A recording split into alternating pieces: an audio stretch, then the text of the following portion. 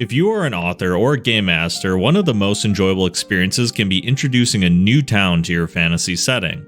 Very quickly though, you'll find that a player asks you a question about this new location that you weren't prepared to answer, and things can spiral out of control quickly. I struggled with creating towns that felt fleshed out for a long time in my Dungeons & Dragons games, and the G.U.A.R.D.S method is my solution to this problem. You see, every fantasy town needs guards to function.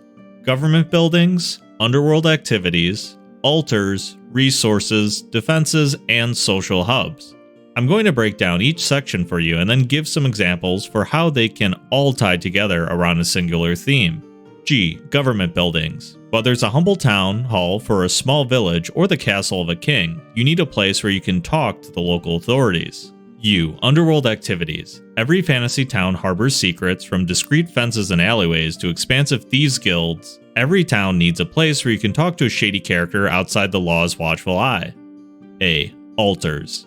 Whether it's a simple shrine in a small town or a majestic cathedral, the town needs a place where the locals can worship the divine. Here you can get leads from not only the locals, but from the deities that they serve.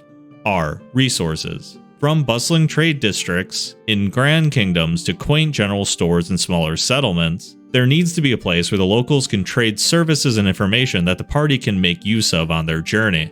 D. Defenses. Whether it's the sheriff's office in a small town, or a military barrack for an army protecting a kingdom, every fantasy town needs some kind of safeguard. There is always a looming threat, and the people you find here will always be on the front line of that conflict. S. Social hubs. From a cozy inn with a tavern in a hamlet to a bustling entertainment district in a kingdom, these social hubs provide opportunities for role-playing, interactions, and memorable moments. You can use a helpful guide like this to determine what size settlement the party will be coming into contact with in your next session. A thorp is going to range from about 20 to 80 people population-wise. A population of 81 to 400 is going to be your standard-sized hamlet, which there's going to be plenty of those just when you're stopping for random encounters on the road. A village is going to be a little bit bigger at 401 to 900. Then you get a small town at 900 to 2,000. And at 2001 to 5,000, that's about a large town. From 5,001 to 12,000, you're going to get a small city. 12,001 to 25,000, a large city, and anything bigger than that is going to be a metropolis. The G.U.A.R.D.S method can be utilized to populate any size fantasy town, but the bigger the scale of the town, the bigger the scale of the structure. If you have a metropolis, everything is going to be massive and possibly take up entire city blocks instead of just one standalone structure that would be sufficient for a small town. Say you want to have a local adventuring guild send your party on an adventure where they have to hunt down a mysterious creature that has been terrorizing a village. You decided that it would be fun to have a village be located off the coast of a rather remote part of your fantasy world, so this creature likely is disrupting this town's ability to interact with the rest of the world, so it is a life and death situation for the locals. Now, if we put this basic premise through the G.U.A.R.D.S method, we can see what should be included when the party arrives for it to feel like a fully fleshed out town. Remember that these 6 things are what a fantasy town needs to function, so imbalance within these different types of structures is also a great way to create new adventure opportunities for the party. Since it is a village, the government building may simply be a small manor in which the locally elected mayor resides. The mayor would make a natural quest giver, as he would likely have been the person who originally reached out to the Venturing Guild for help. You could decide to shake things up and have the mayor be one of the most recent victims of said mysterious creature, and let there be an added level of intrigue as the party quickly finds out there is a power vacuum within the village just as they arrive.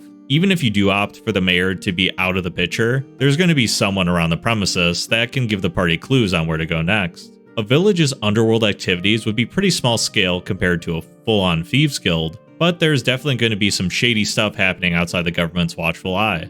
The party's edgy rogue is going to need a place where they can get information and offload some stolen goods. So keep that in mind when fleshing out this town. Since we decide that this is a remote village off the coast, there's going to be a place for boats coming to town to dock. These docks will likely have a few individuals who can smuggle in goods that the mayor wouldn't have approved of, and offer a second faction to interact with in the village who can give quests mattering on how the party aligns themselves.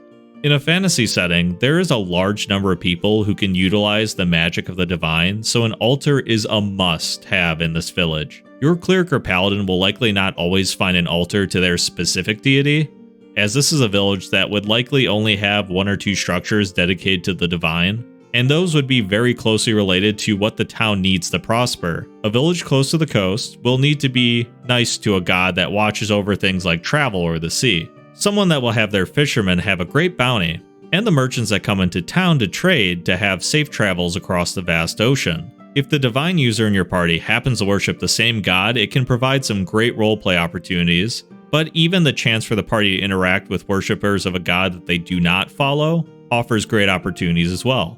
Every fantasy town has resources that help sustain their community, and if this village has managed to survive in a remote area for so long, there must be some valuable resources that have kept people living within and traveling to this place. Since we've already established that this town has docks, and they have an altar to the god of the sea, their main resources are going to revolve around being a fishing village and a small travel hub that is a vital stop for those going through this section of the world. This may also give us some context on what kind of creatures should be terrorizing the town. I'm going to put my money on a sea creature being the thing causing havoc.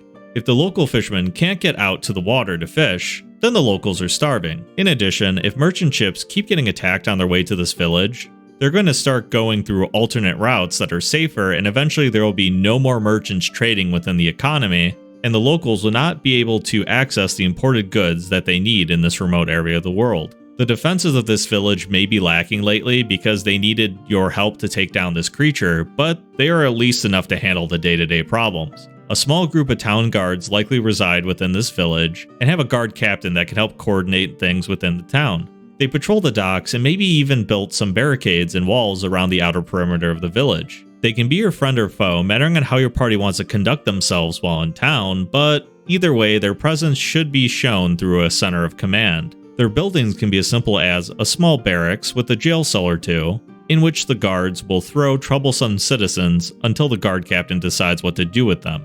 Social hubs are going to be a place that the party will regularly visit, as it will be the place where they can find all manners of people. A village would have a tavern that would be filled with a combination of locals, traveling merchants, and perhaps some other heroes looking to tackle the same mission that the party was sent on. This one is definitely the most flexible structure because it's based on whatever vibe you're trying to give the village. If you really want to play up the importance of the fishing community at the town, you may have a few veteran fishermen with tall tales of the high seas. If you feel like the traveling merchant angle will be more intriguing for the party, then you can have a few stranded merchants that have rare wares from far-off lands. And remember, when your party wants to move on to the next town, that is when you start the process over again with a new theme. I hope you guys found the guards method helpful, and I definitely want to cover more topics like this in future videos, so make sure to like and comment if you like this type of video.